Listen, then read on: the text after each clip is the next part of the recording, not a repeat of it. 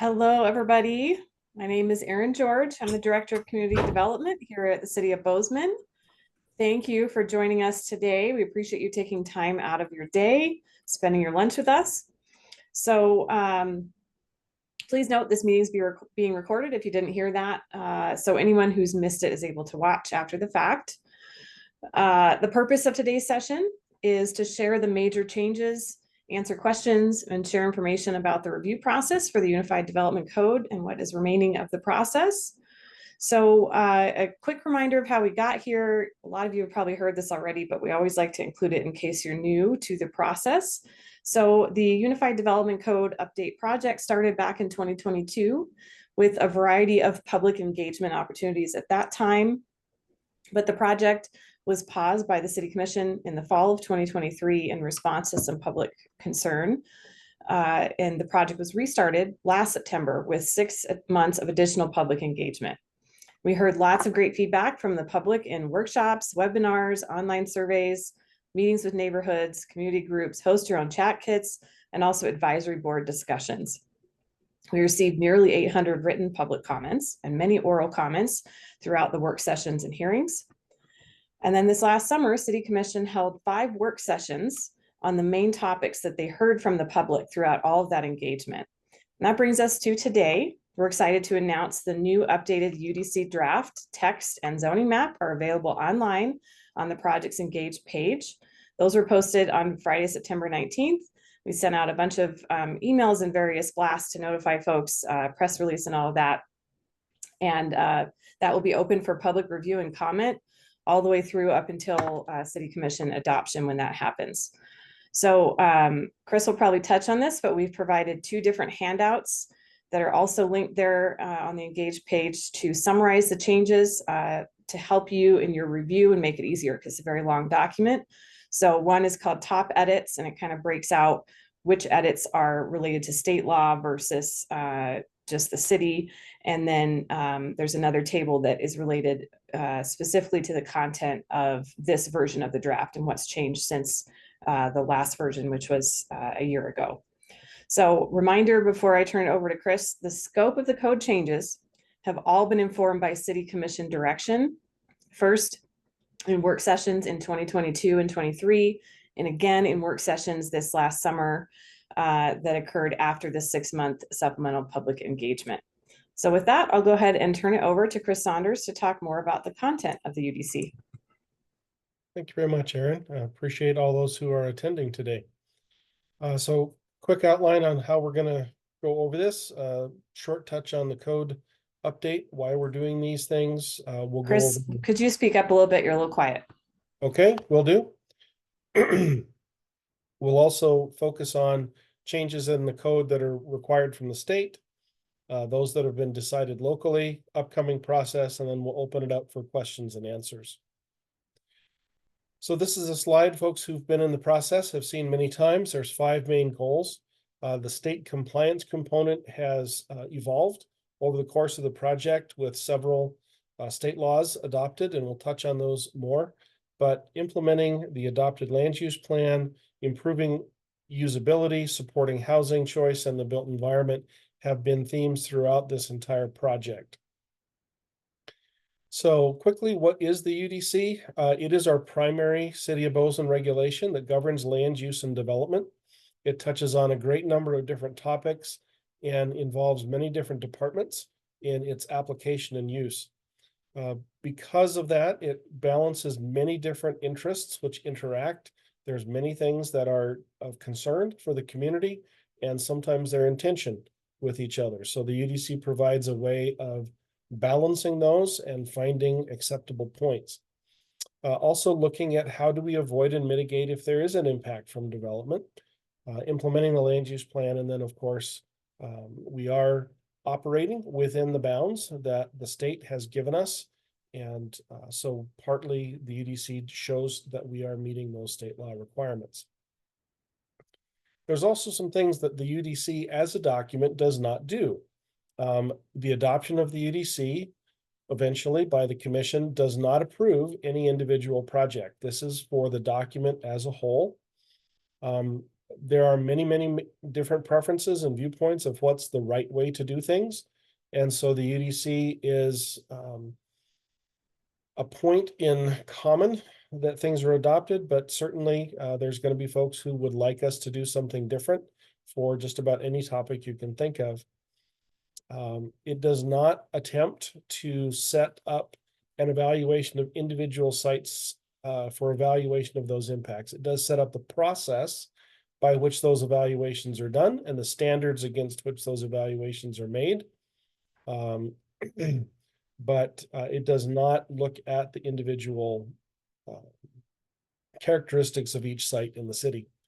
And the UDC is not solely under the city's control. As I've mentioned, and I'll mention again, the state sets a lot of these rules. Also, federal law touches on quite a few of them as well. And so there's a lot of elements of the UDC which we administer locally, but are derived from other outside sources. The Unified Development Code does touch on a lot of different kinds of things. Each of these subjects has its own portion of the Unified Development Code. Just as a call out, the Neighborhood Conservation Overlay District is not being materially changed with this. It is being renumbered and located elsewhere in the document, but there is a separate project, the Landmark Project, which is evaluating that set of regulations, and that's moving forward, and we'd encourage folks who are interested to participate in that activity. The UDC kind of has two major components. The first is the text itself. That establishes the standards and sets the processes and defines the terms. So it is the rules that we follow.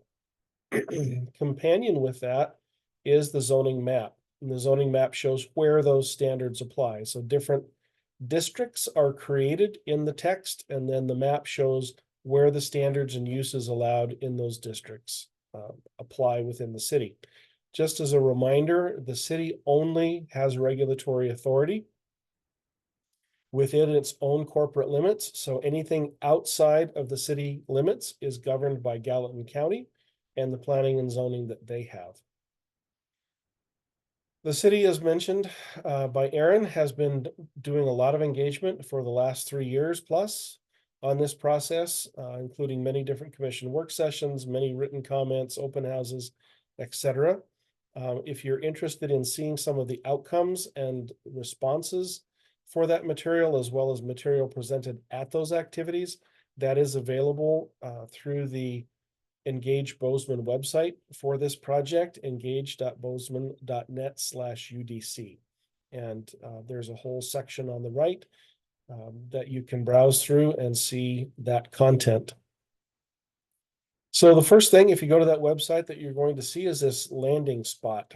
We have released the public draft. Included here, as shown with the hyperlinks, is the draft text itself. So the prior draft was from October of 2024, so it's been about a year. There are many changes, and some of which we'll touch on in a minute, that are reflected throughout the document. There is a copy of the draft zoning map as a large plan PDF. That's a very large file, so make sure you've got a good size screen to review it with, and it does take a while to download. But there's also continuing on the ability to do the zoning map comparison, where you can put the existing zoning and the proposed zoning side by side. That existing zoning does include any zone map amendments, annexations, things like that, that have occurred over this period of time that we've been working our way through the process. And so you can zoom in on a particular piece of property that you have an interest in and be able to see a direct before and after comparison. The edit summary table right there on the screen, that is the one that looks at the changes between this current draft and the prior draft. So that is more detail focus on this. And then the top edits, that is more of a project overview.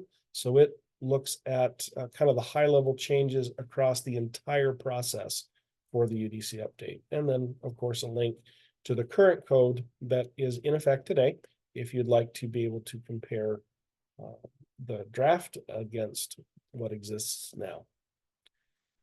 So looking at some of the state directed changes that we have to deal with here. The biggest one is the adoption of the Montana Land Use Planning Act in 2023. That was a complete overhaul and replacement of all of the land use authority for planning, zoning, and subdivision for the city of Bozeman. So it replaces the purposes that which we do these for. It replaces all of the review processes themselves. So the mechanics of individually reviewing individual applications. All of those have been modified so that any site development is an administrative review. So that's a subdivision that historically would have gone to the city commission. That's now a decision that will be made by the staff. Policy making remains firmly in the authority of the city commission. So any kind of a text amendment, a modification to the map, things like that, those are explicitly reserved to the city commission for their decision. The criteria for approval of amendments and the code itself have changed from what people are traditionally used to. And so the staff report that will be issued for this project will analyze the proposed language against those new criteria, so you can see where those match up. The state also created definitions for different types of housing. That's the first time they've done that.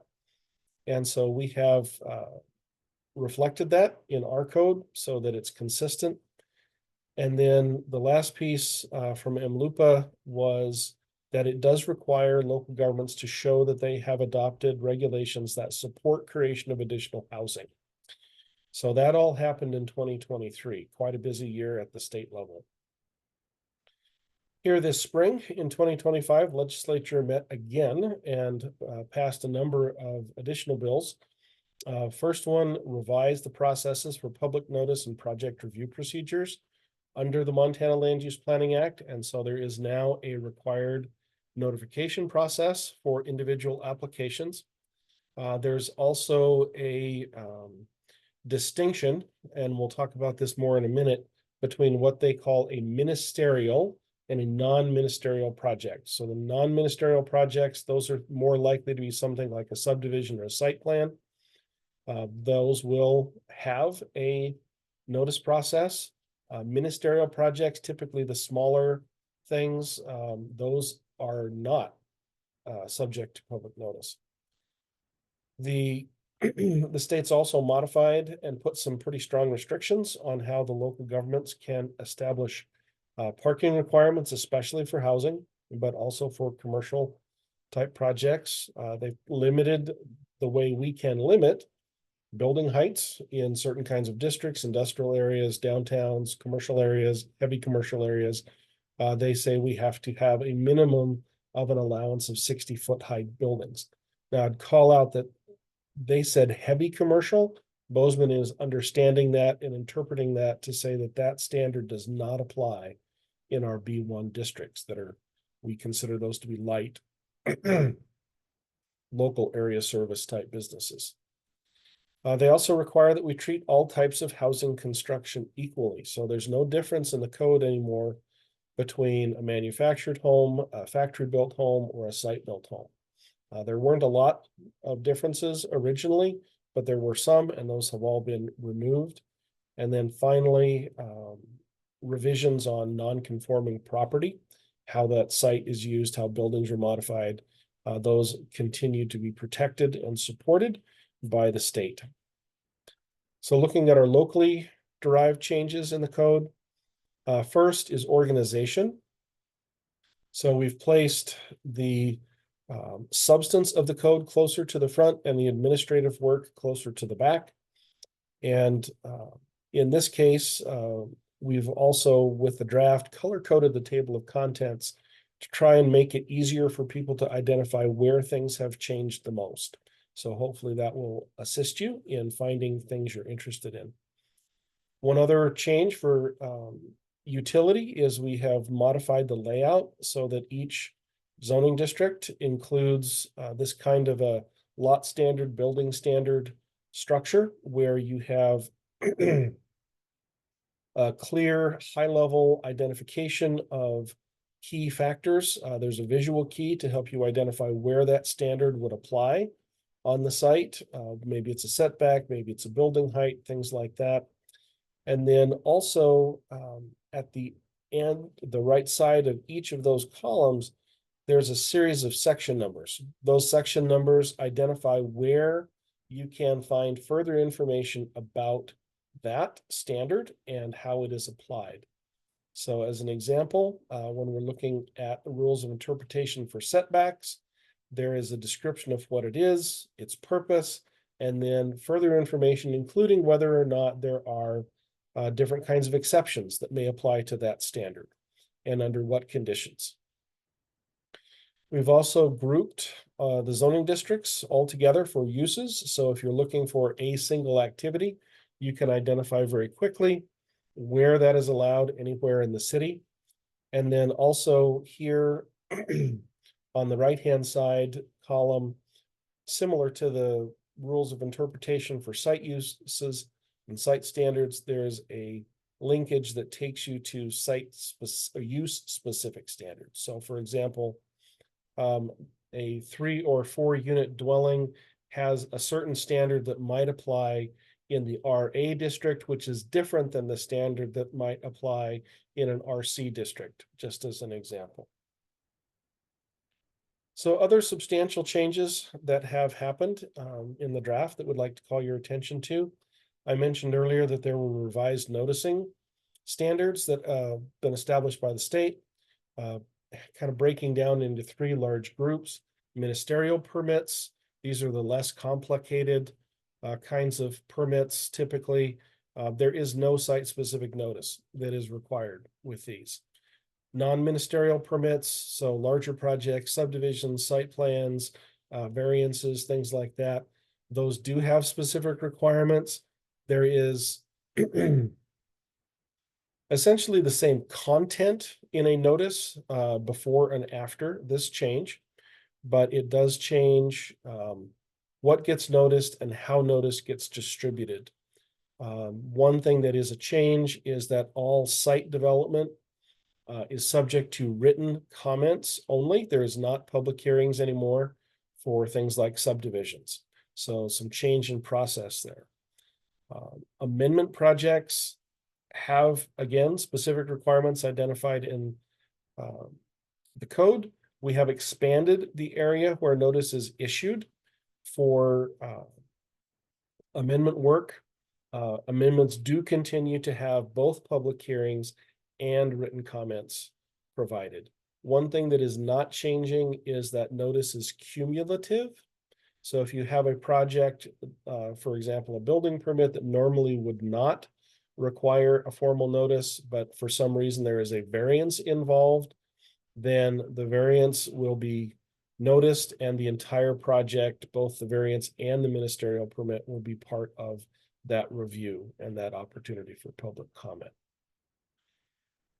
An item that received a lot of public discussion during the public input components were issues of mass and scale, how big, how broad, those kinds of questions. This manifested in a variety of different changes in the code. First, last October, the commission decided to divide out the RA district into the RA and RB districts. So that's been out in the draft for a while now. That's continuing forward, no change there. The commission did identify a distinctive wall plate height standard for resident RA versus RB. RB is a more intensive district, and so they established a higher standard for that.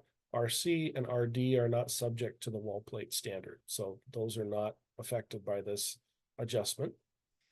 There are revisions in the zoning district edge transitions, both the scope of the applicability and the standards that apply. So that's been something that we had a lot of public comment about. That's been expanded on.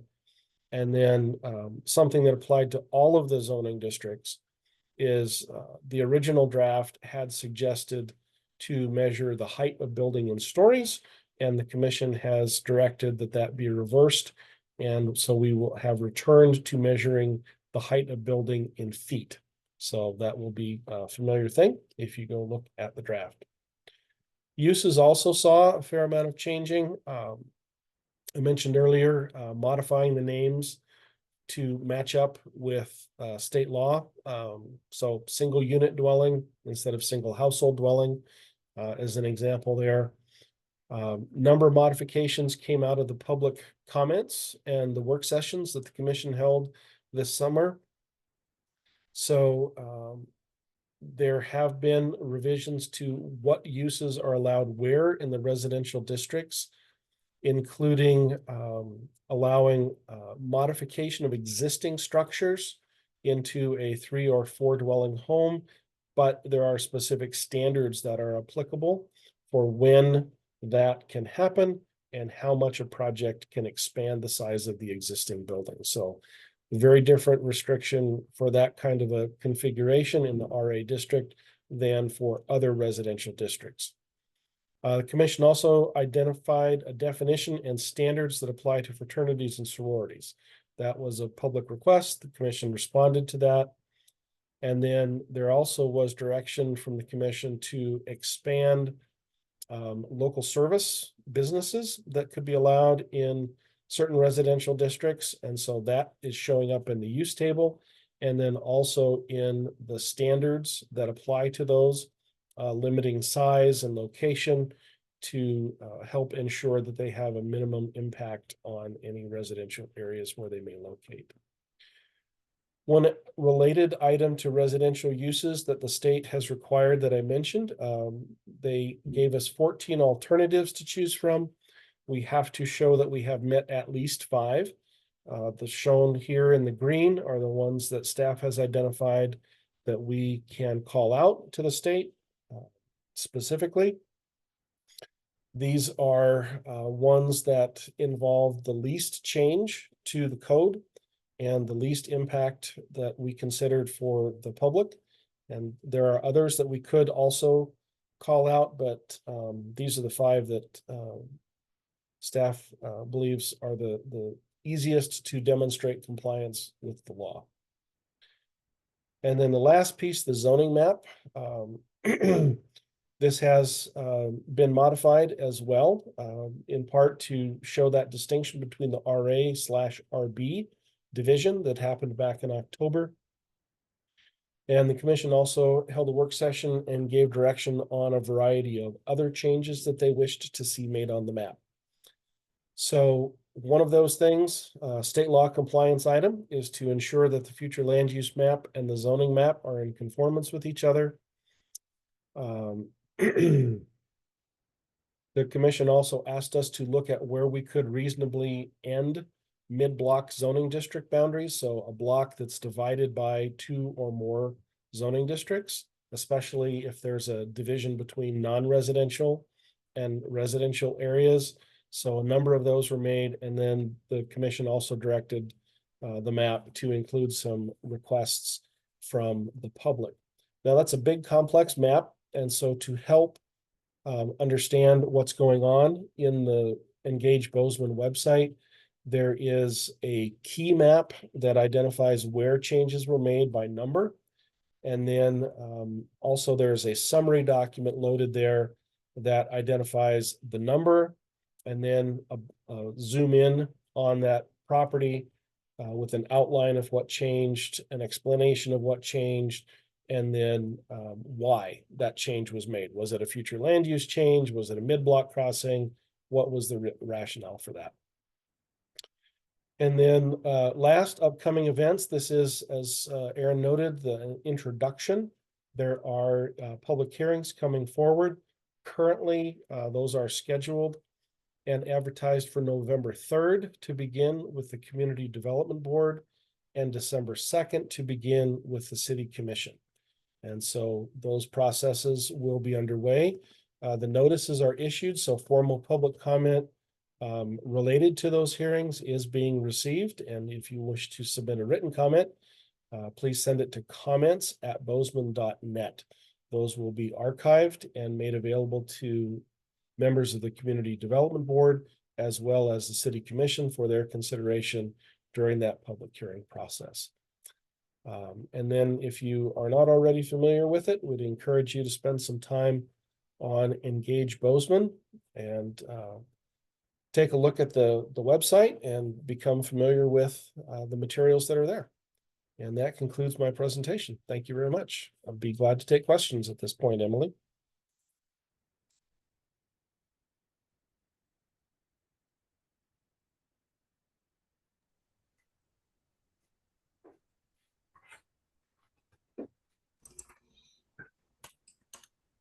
Reminder for everyone that we have the Q&A function here in Zoom. And so if you have any questions, please type them into the Q&A and we will read them out and answer them.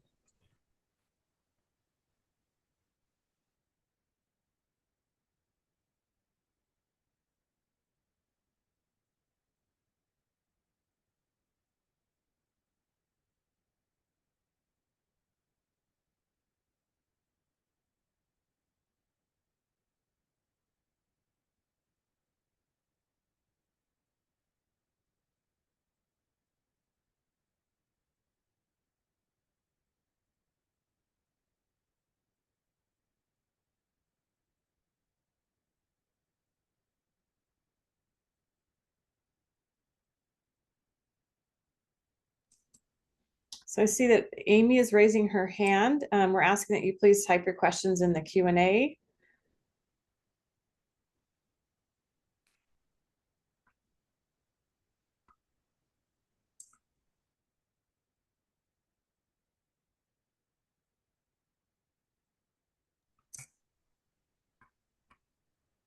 Okay, I do see one question. How does the city define luxury housing and how can we limit it? That's a very interesting question. There is no definition that I have ever seen from the city that defines luxury housing. And we have seen basically all types of homes, single homes, townhomes, apartment buildings, pretty much everything that have been less expensive or more expensive. And so there isn't any way I have seen in Montana for a local government to prohibit sale beyond a given price point or rental beyond a given price point.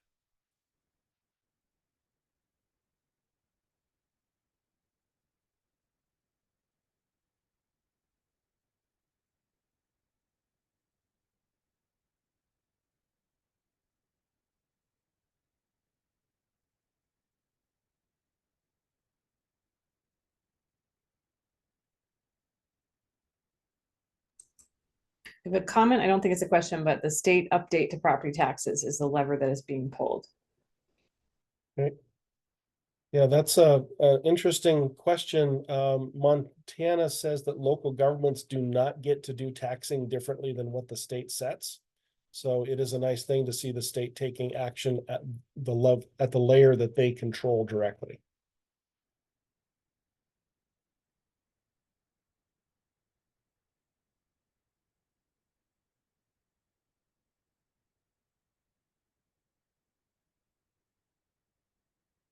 Other questions, please?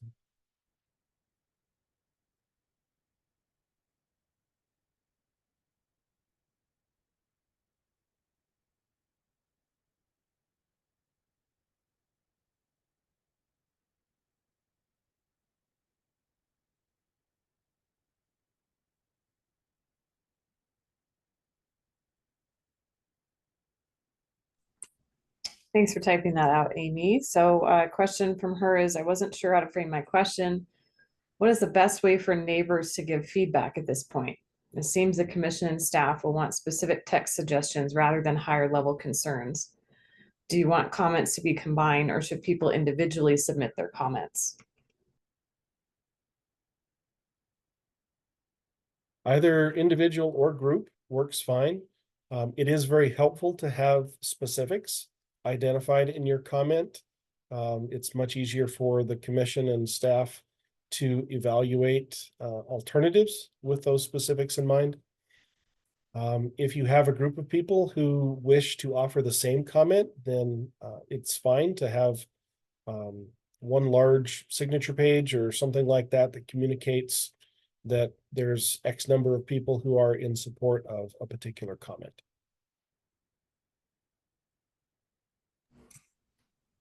Okay, another person is asking, is it fair to say we are making smart planning changes to our code beyond what the state is mandating as a minimum? Yes. We believe so. Bozeman has been much more proactive as a community in looking at its regulations and keeping them relevant to local need. And certainly we believe that is continuing forward with this project as well.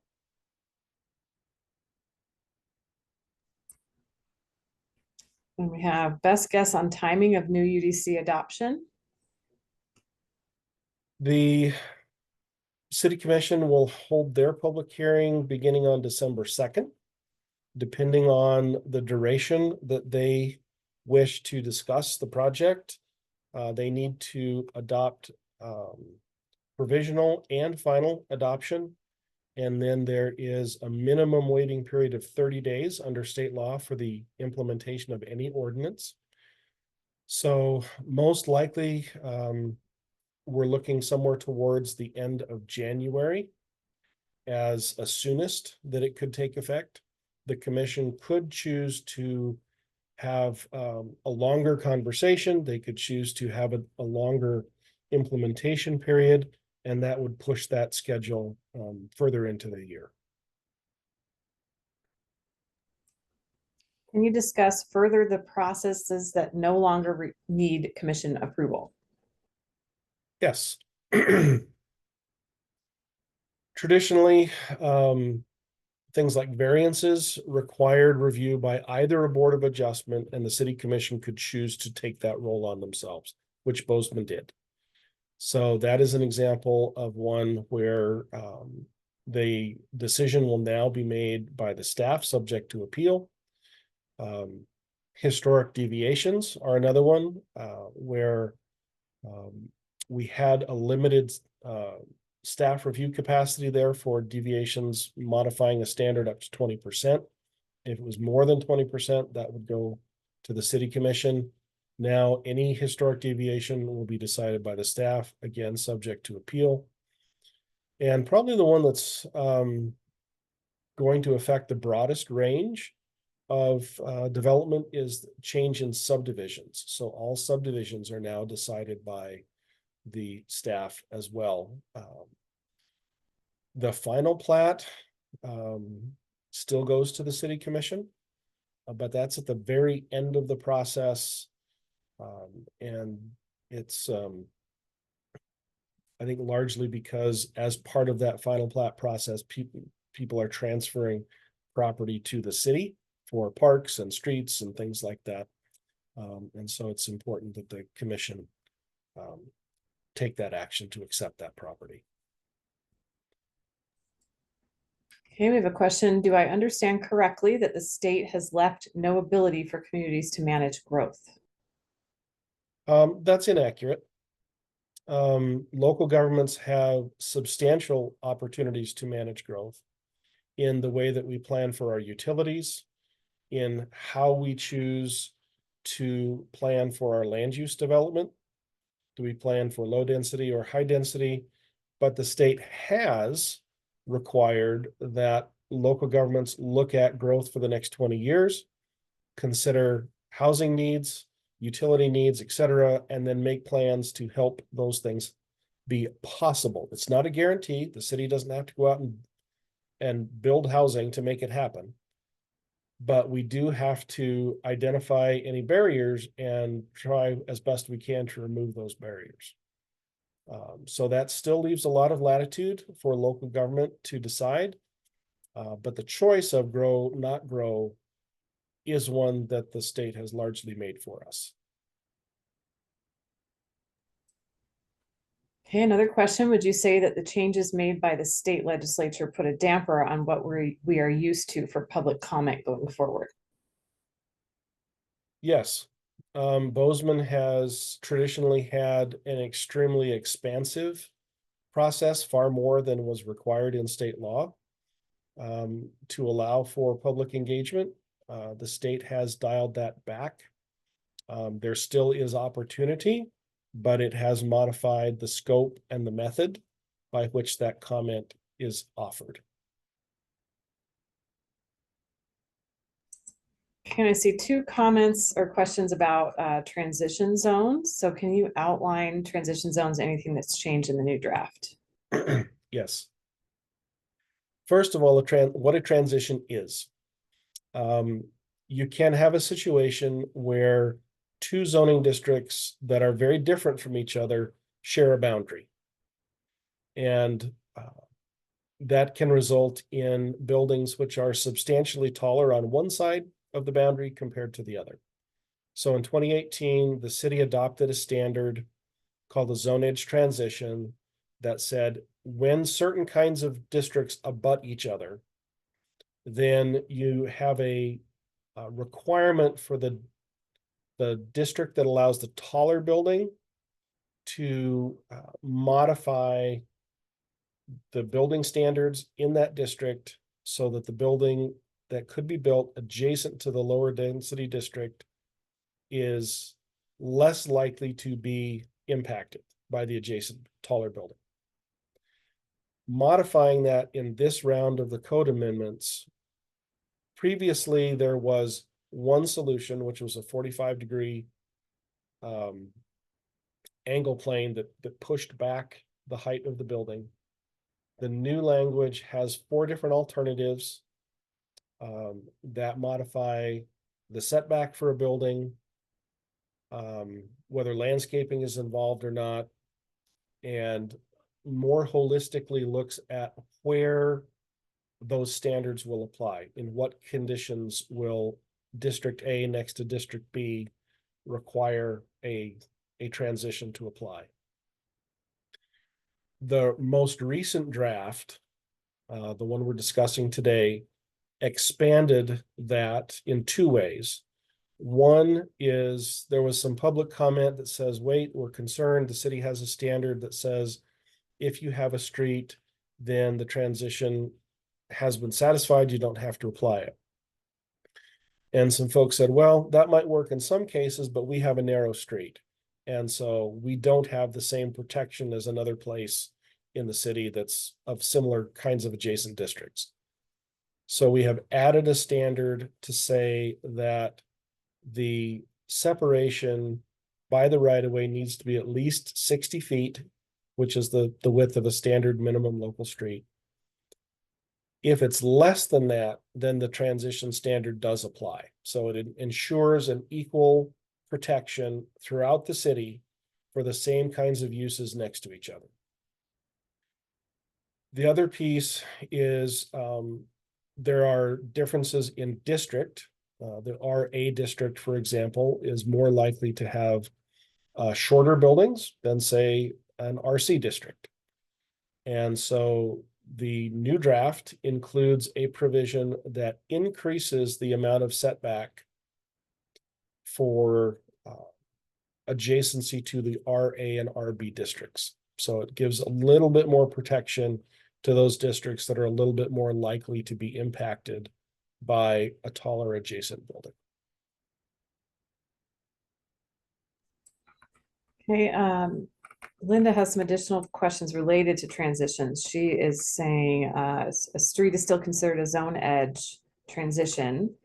Since the city's trying to eliminate all areas where the zone changes within a block, I assume there'll be no need for zone edge transition in the future according to this draft.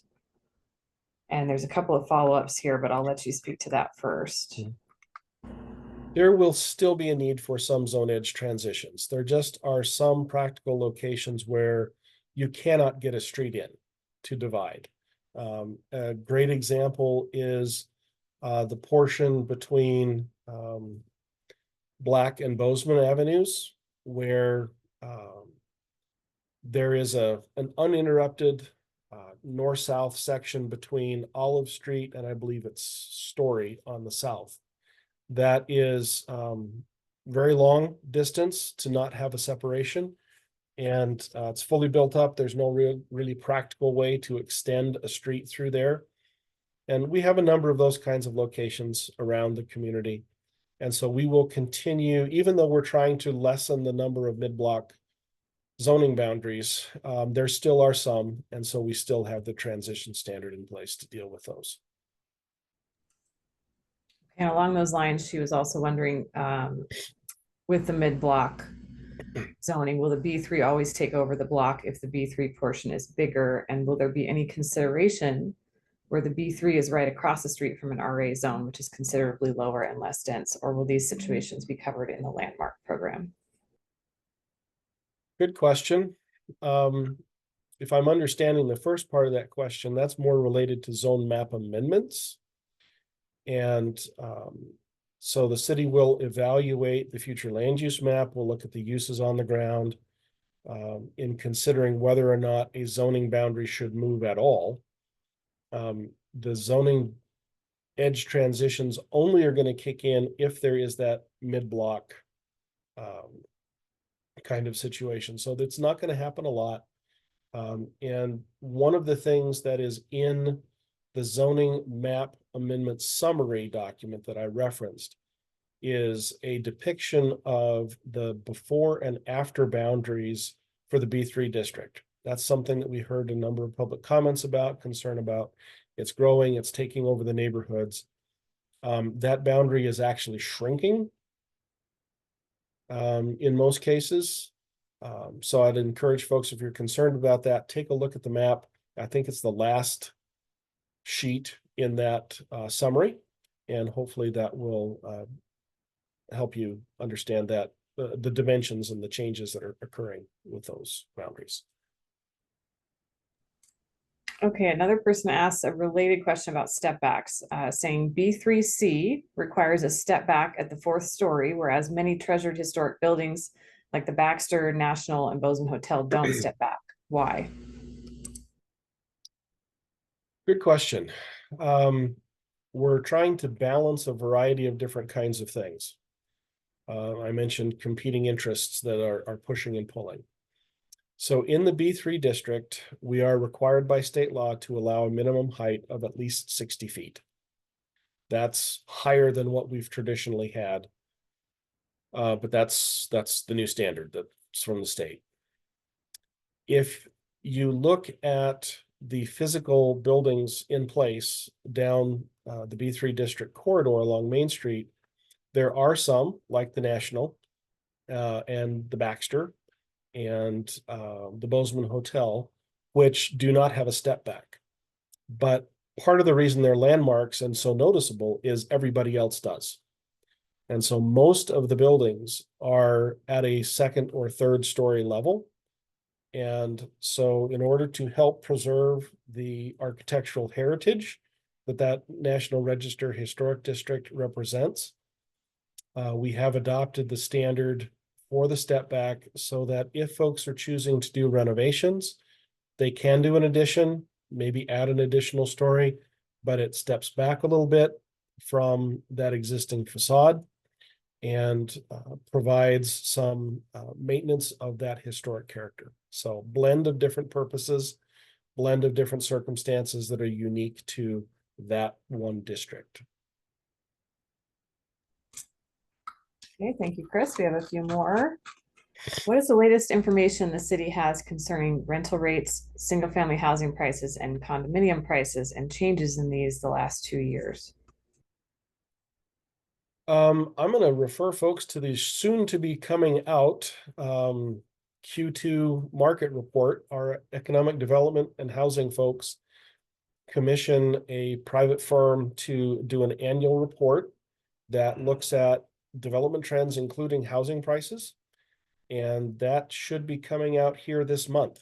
And so that will be the latest and greatest when that releases.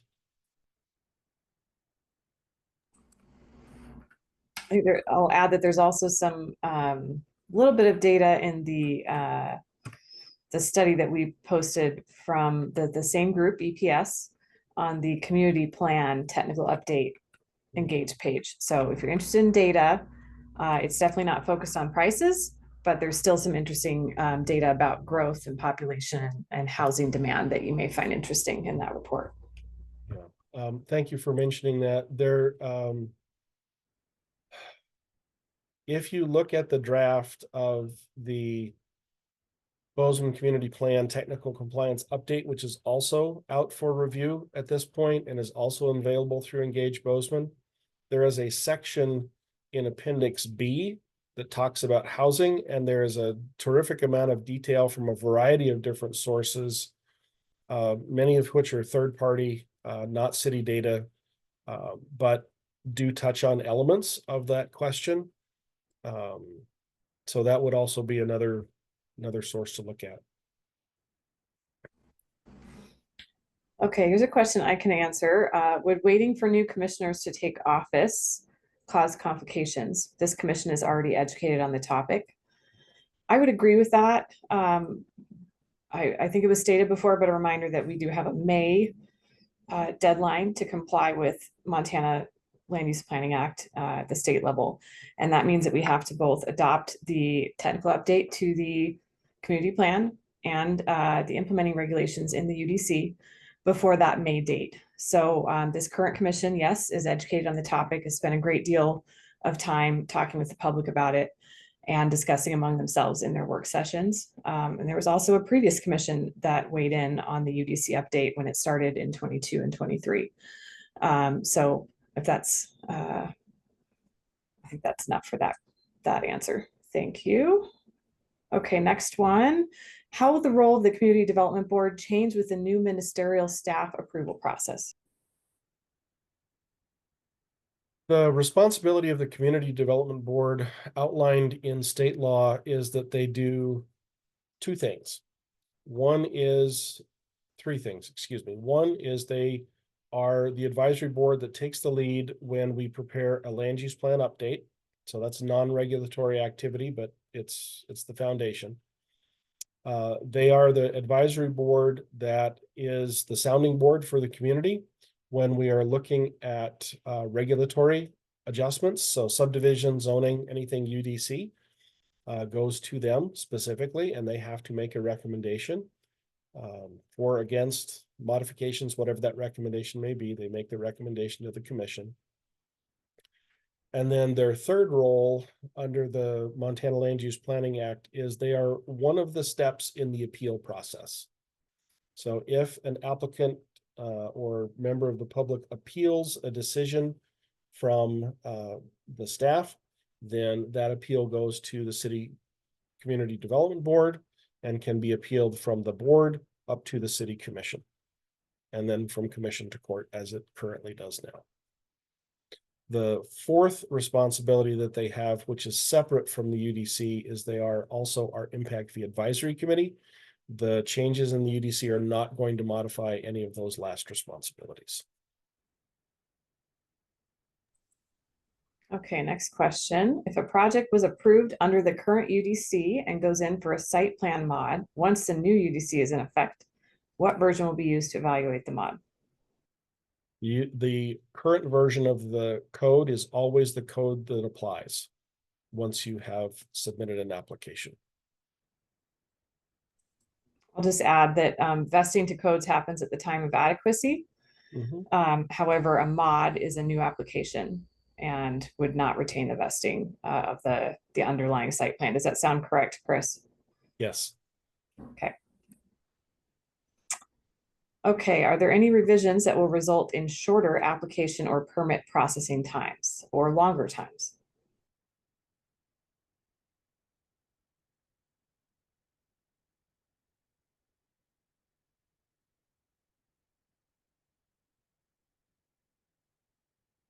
There are so many different kinds of applications. That's a tricky question to ask and answer. Things like zone map amendments and zone text amendments, absolutely no change. Likely to be essentially the same process as we have now. We'll be reviewing, as I mentioned, against different criteria. Things like a subdivision, those remain the same three-step process. So likely to be very similar to what we have now. Site plans also likely to be very similar to what we have now. Some of the smaller projects might be a little bit quicker.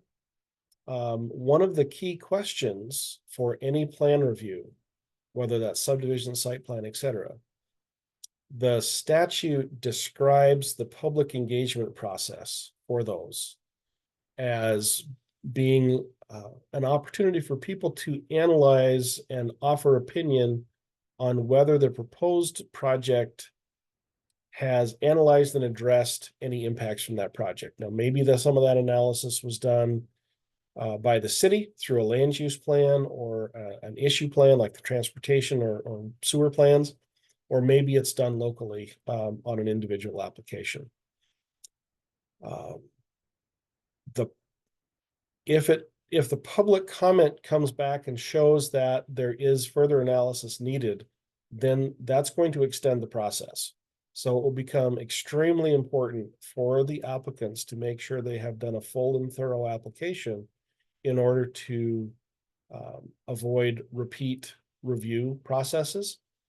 And we'll be working on putting together some "this is how it works" presentations once we have completed this project and we have all the final details approved by the commission. So there will be further opportunities to learn about that. And if, I don't think you mentioned it, Chris, but I think subdivisions may be slightly faster because they will no longer go to the board and commission. True. Yeah, they will no longer need to go to multiple public meetings. And so that might make a small difference in the review time. I'll also add that the city is in the early stages of a probably multi-year process of replacing our enterprise software. That's a software called Naviline that handles not just the database side of tracking our permits and our fees, but also everything that our finance department does and human resources. So it's a pretty big deal. But in the early stages of that process, we're in the midst of starting to map out our current state of our processes of everything that we do. And certainly community development, engineering are part of that. And so this will be a good opportunity for us to, analyze our process and perhaps discover some opportunities for efficiency that may be made in the future. But that's early. So just know that permit processing times are important and it is something that we're looking at. But other than what Chris described, this particular code update is not directly addressing those. Okay, next question. Can Chris reiterate what the public notice and comment process will be going forward? How will either neighbors or general community members be able to engage with development processes? Okay, so let me slide back up the deck here. There we go. So if you look in chapter 38, division 730, it has a table that lays out and says this kind of permit is this class of permit. So what's a ministerial permit, what's a non-ministerial permit, etc. So that's the first place to look for, and it identifies what methods of noticing happen for what kind of a permit. So if you come in just going to get a building permit, build a new house, there is not going to be a notice for that. We've done the zoning review. We are going to check to make sure you meet the setbacks and those kinds of things. And that's the conclusion of the process. If you're doing a site plan or a subdivision, larger project, more complex projects, then the city will publish a notice. The notice will go out according to the methods specified. Sometimes that involves a newspaper, sometimes that involves on-site posting, sometimes that involves mailings. So it depends on the kind of a project and what's being done. And then the scope of the notice is largely the same. We're telling you what's happening. We're telling you where to come find information. The opportunity for the public comment is in writing. So tell us what you're concerned about. Tell us why. Show the data that supports that. There's a strong emphasis in the statute on focusing on evaluation of the standard on a technical level. Not I like the standard or I don't like the standard. There is a place for that, but it's during the policy making process, not an individual project review. And then folks have an opportunity to say, all right, here's something I see was not satisfied or for these reasons. So you can ask for that information to be addressed. Staff will evaluate that. One of the changes that is happening with this is similar to what we do with subdivisions now, which is the staff writes a report. It becomes part of the packet that members of the public can review. We will be modifying the site plan review process to follow that same pattern. So there'll be the staff analysis of whether or not the project has complied, and if not, what they need to do about it, as part of the materials that are available at the time of notice. And so the staff will evaluate any written comments, will decide what, if anything, needs to be adjusted as a result of that. If we determine that there is sufficient need, the applicant will need to make a revision to the site plan or the subdivision or the whatever kind of application. And then there will be a follow-up opportunity for public comment on just the revised materials. So that's going to become very important to make sure folks are reading their notices carefully so they understand the scope of what is being solicited. And I didn't make all that up. That's straight out of the statute. So encourage folks. Senate Bill 121 is the one that modified these processes this year from the legislature. So the legislature's got a great website. Encourage you to take a look at that bill. Look at some of the details there to further understand how those mechanics work. Thanks, Chris. Yeah, I just wanted to reiterate that anything that's perceived as a decrease or a change in the public notice is not voluntary on Bozeman's part. It's just in response to complying with state law. So, for example, building permits are not getting public notice today. That's not a change. That was already not done. Okay, next question. We have two different questions that are kind of related about height. B2M shows a 6-story diagram, but caps height at 60 feet with a 15-foot minimum mixed use first floor. No way to get to 6 levels. Is this a typo or intended? And the other person says it appears the max height of B2M is unchanged at 60 feet. Initially, it was 6 stories or 93 feet. Yes, when the commission, I'm going to answer the second question first. When the commission directed the change to go from stories back to feet, we asked them, do you want us to simply carry things across as they largely were? They said, yes, the B3 district is the one exemption to that because there's a recommendation in the downtown neighborhood plan to allow a higher building. And so that was also reflected in the commission's direction. The illustration is something we should have corrected. It should show 5 stories instead of 6 as a result of the change, to answer the first question. So we'll put that on the fix-it list.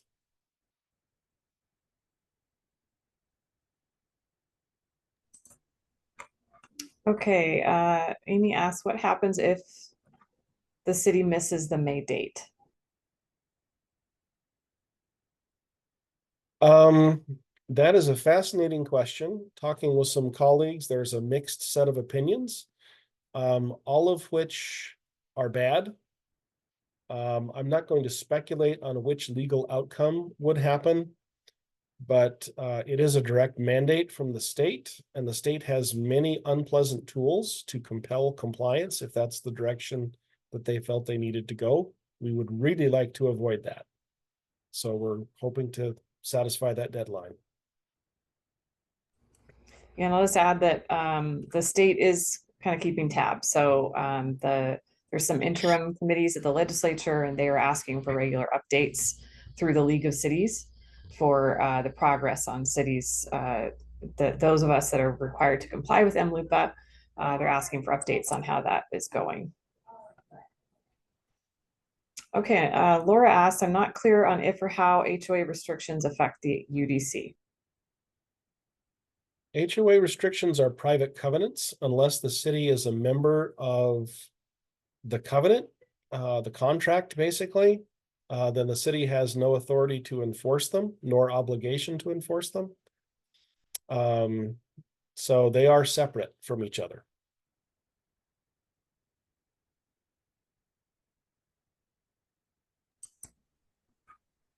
Okay, I think this is a vesting question. What about master site plans that would have conditions of approval based on the previous version of the UDC? In other words, a new site plan for a project that has master site plan approved under the previous version of the UDC. The master site plan, as long as it stays current, is valid. Nothing about the adoption of the UDC is going to undo any previously issued approval. However, the new UDC will be the standard against which a site plan is evaluated. So we would need to figure out how to satisfy both the master site plan and the UDC. And hopefully that will happen. If we run into something where there's a conflict, we'll have to figure out how to sort that out. We're not expecting that to be a common occurrence, however. Okay, question about the Community Development Board role going forward. This is from Jason Demia, one of our board members.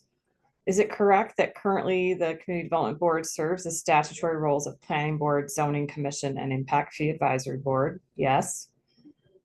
Did MLUPA change these titles, and did MLUPA change the substance of these roles other than adding the role for appeals? Yes, is the first answer. The titles, there is no reference in statute under MLUPA to Planning Board or Zoning Commission. There's only reference to Planning Commission. So the city has appointed, a city commission has appointed by resolution, the Community Development Board to be the city's planning commission. So when MLUPA kicks in, all references to planning board or zoning commission will come out of the state code, municipal code. And it will simply make reference to zoning commission, or excuse me, planning commission. The responsibilities have changed because there's no longer a role for the board to evaluate subdivisions, which previously they have had a significant role in doing. They will continue to function in reviewing zone map amendments and zone text amendments. So those elements will continue forward. And I think that answered the question. If I missed something, give me a prompt, if you would. I think you got it. Thanks, Chris.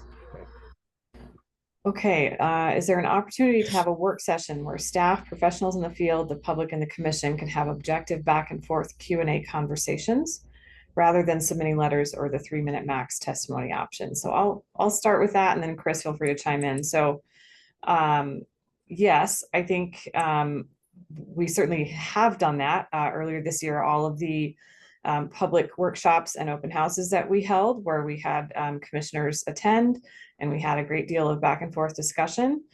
So that was in response to the same kind of request where people were getting frustrated with the 3-minute max at the commission meetings. So we held those. This event today is similar, although when it's online, doing the questions and writing on the Q&A, I realize is not always the favorite. It helps us manage the time and get through the questions. But also tonight, we're having an in-person event similar to this. We always start with a presentation just to set the groundwork, but we're going to have plenty of time for people to ask questions. The commission and our board members have been invited. Of course, I can't promise which of them will be there, but that is hopeful that some of them will attend. Chris, do you have anything to add to that? I can mention that there is an expectation that we'll probably schedule a work session in later October with the Community Development Board at their second meeting of the month. That will be a work session with the board, mainly for kind of orientation, getting everybody up to speed in advance of public hearing. There's no decisions to be made there. We'll be deciding if that's going to happen at their meeting on the 6th. And yeah, so that'll be discussed, the scheduling will be discussed on the 6th, but it may occur on the 20th or a different date. Is that what I'm Yes. remembering? Okay. Okay, last question at the moment. Are you saying that all of B2M was effectively downzoned without property owner notice or approval? No, I'm not. Because the 60 feet was before and the 60 feet is now. So there has not been any change in the zoning capacity for buildings that is different than what exists today. So different ideas get discussed through the process of a code amendment. Folks can still opine to their elected officials that you think that the 60 feet is not enough, and you can suggest that be raised. But there have not been any final decisions made yet.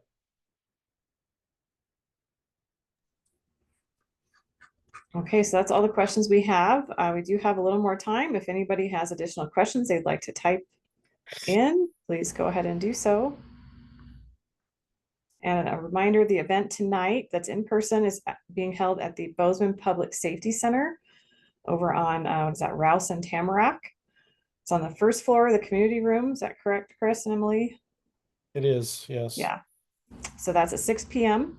Please stop by if you wanted to have any in-person discussion, or if you know somebody that's interested, feel free to let them know. We've certainly publicized that event as well. And I saw it was referenced in the Chronicle. We sent out an email, all our normal kind of message methods to notify everybody. We really appreciate everyone taking the time to hang out and listen to us today and ask your very good questions.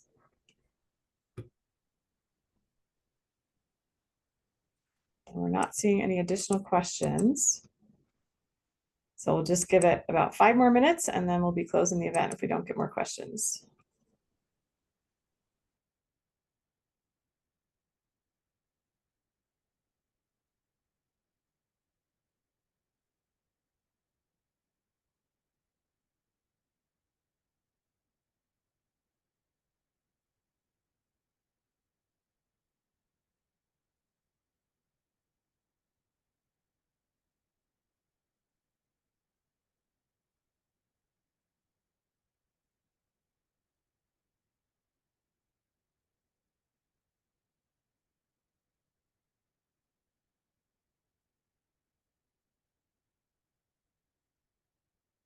Like Aaron, I'll express my appreciation for all who have attended and your suggestions for questions, and look forward to seeing perhaps some of you this evening. Did have another question come in. Is it possible to get this done in this calendar year? We're hoping so. So the schedule that we have published is in an attempt to do that. So we are optimistic that we can have good productive discussions with our board and commission in the coming couple of months. And if that goes well, then adoption would happen in December.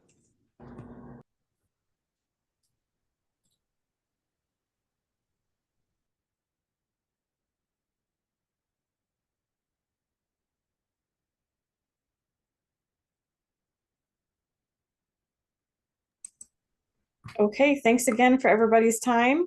Hope to see some of you tonight. Have a great rest of your day.